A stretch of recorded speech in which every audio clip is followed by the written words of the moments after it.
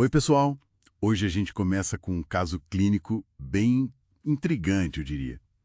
Um senhor de 65 anos que sente tontura, chega a desmaiar só por abotoar um colarinho apertado. É um quadro que chama a atenção, né? Sim. E olha os dados durante um episódio.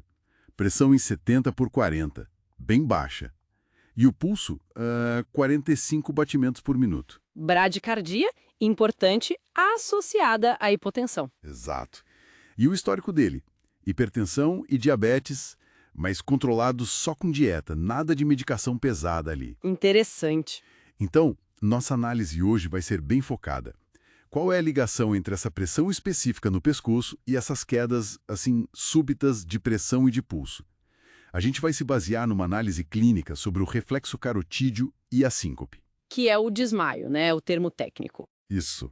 Bom, vamos lá então. O objetivo é desvendar o mecanismo por trás disso. Que estruturas estão envolvidas? E, principalmente, qual nervo craniano é o ponto de partida que detecta esse estímulo inicial da pressão? Ótima pergunta para começar. Pelo que a nossa fonte indica, a condição seria a hipersensibilidade do seio carotídeo. Faz sentido, né? A pressão do colarinho ativando isso. Exatamente. E para quem não lembra, o seio carotídeo é aquela pequena dilatação na artéria carótida interna. Fica bem ali, logo acima da bifurcação da carótida comum, no pescoço. Perfeito. E o ponto-chave ali dentro, sabe? São os barroreceptores. Ah, os sensores de pressão. E isso, são sensores super especializados que ficam na parede da artéria e detectam o quanto ela está esticada. Esse estiramento é, para o nosso cérebro, um indicador direto da pressão arterial sistêmica. Eles ficam vigiando a pressão o tempo todo. Entendi. E como funciona o reflexo a partir daí?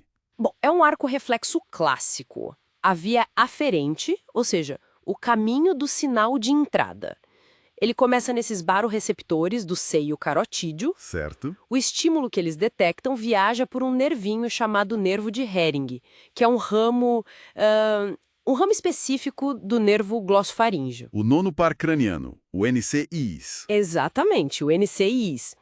Esse nervo leva a informação lá para cima, para os centros que controlam o coração e os vasos, lá no tronco encefálico, mais especificamente na medula oblonga. E aqui é crucial. Nesse caso do colarinho apertado, é o NCIs que está sendo estimulado e levando o sinal. Ok, o sinal subiu pelo IIS e a resposta, como o corpo reage? Aí entra a via eferente, o sinal de saída. A resposta vem principalmente por impulsos do sistema parasimpático.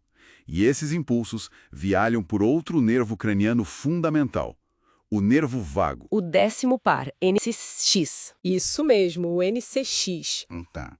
O colarinho aperta, estimula os barorreceptores ali no seio carotídeo, o sinal sobe pelo glossofaríngeo, o IS, e a resposta desce pelo vago, o X. O que acontece na prática no corpo? Quando esses barorreceptores são muito estimulados, como parece ser o caso na hipersensibilidade, o corpo interpreta isso como uma pressão arterial perigosamente alta. Mesmo que não esteja, né? Por causa da pressão externa. Exato, é uma leitura errada causada pela pressão do colarinho. A resposta reflexa é, então, intensa, ocorre um aumento forte da atividade parasimpática, via nervo vago, E acalma as coisas. e isso ele desacelera o coração e, ao mesmo tempo, o corpo diminui, retira a atividade simpática, que é aquela que acelera o coração e contrai os vasos. Essa atividade simpática é inibida. Entendi a dupla ação, mais parasimpático, menos simpático. E quais as consequências fisiológicas diretas disso? Como isso explica os sintomas do paciente? As consequências são bem diretas e batem com o quadro do paciente. Primeiro, a pressão arterial cai. Isso acontece porque os vasos sanguíneos periféricos relaxam, se dilatam, é a vasodilatação. Menos resistência, menor pressão. Ok, hipotensão. E segundo, o débito cardíaco diminui, ou seja, o coração bombeia menos sangue por minuto. Isso acontece por duas razões. A frequência cardíaca diminui, que é a bradicardia que a gente viu nos dados dele. 45 batimentos? Exato. E também pode haver uma redução na força com que o coração contrai. Nossa, Então essa combinação é que derruba a pessoa. Exatamente. A bradicardia, junto com a hipotensão, leva à diminuição do fluxo de sangue para o cérebro. Daí vem a tontura e, se for muito acentuado, como em quem tem essa hipersensibilidade, vem a síncope, o desmaio. O pulso baixo de 45, a pressão de 70/40, tudo se encaixa nesse reflexo exagerado. Faz todo sentido agora, ligando a fisiologia com os sintomas. Mas só para a gente fechar bem, a fonte que analisamos menciona outros nervos cranianos, o acessório, o X, o hipoglosso, o 12. Eles entram nessa história de alguma forma? Não, de forma alguma, na via sensorial desse reflexo específico. É uma boa pergunta para diferenciar as funções, né? Sim. O acessório, o X, ele é motor, controla músculos do pescoço, dos ombros. O hipoglosso, o 12, mexe com os músculos da língua. E até o trigênio, o 5, que é super importante para a sensibilidade do rosto e para a mastigação, também não tem nada a ver com detectar ou transmitir esse sinal de pressão arterial vindo do seio carotídeo. Certo. Então, eles estão fora dessa via específica. E o nervo vago, o X? Você disse que ele é a via de saída, a eferente parasimpática.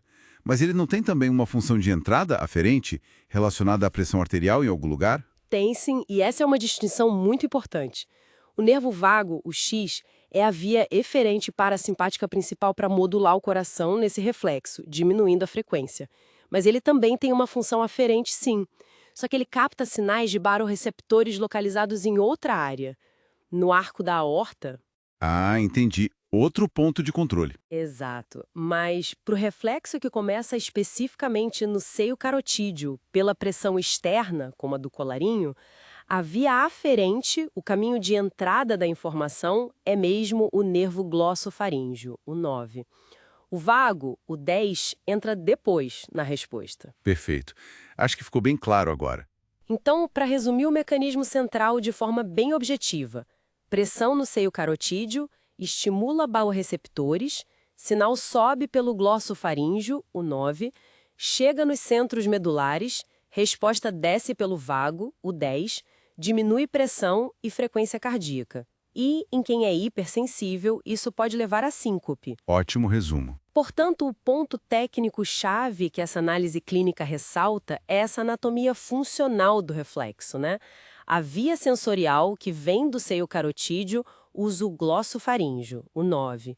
A via motora parasimpática, que executa a resposta no coração e vasos, usa o vago, o 10. Entender essa separação de vias é fundamental.